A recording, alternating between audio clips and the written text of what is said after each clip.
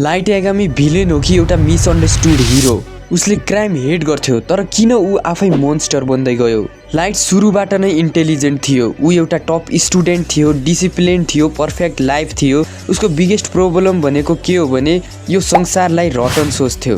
Criminal छुट्छन्, innocent मर्छन्, system slow छ र जस्टिस विक छ। लाइटको भनाइ थियो यदि रुल काम गर्दैन भने रुल चेन्ज गर्नुपर्छ। डेथ नोट उसको लागि पावर होइन, एउटा अपर्च्युनिटी थियो। उसको सोच सिम्पल थियो, अपराधी मरेपछि मान्छेहरू डराउँछन्, डर भएपछि क्राइम बन्द हुन्छ। उसले आफूलाई किलर होइन जज ठान्थ्यो। लाइटको फिलोसफी एउटै लाइनमा भनौँ भने फियर क्रिएट्स अर्डर। उसको विचारमा फ्रिडम भन्दा इम्पोर्टेन्ट थियो कन्ट्रोल। मान्छेहरू राम्रो हुन सक्दैनन्, त्यसैले डर चाहिन्छ। त्यसैले उसले भन्छ म भगवान बन्छु र नयाँ संसार बनाउँछु।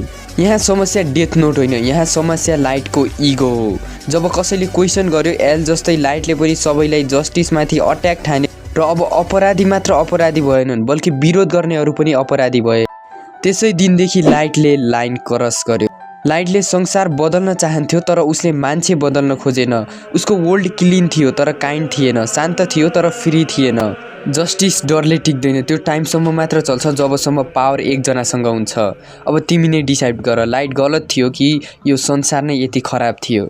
यदि तिमीलाई डेथ नोट भेटियो भने के तिमी किरा बन्छौ कि बुक नै जलाइदिन्छौ? कमेन्टमा लेख।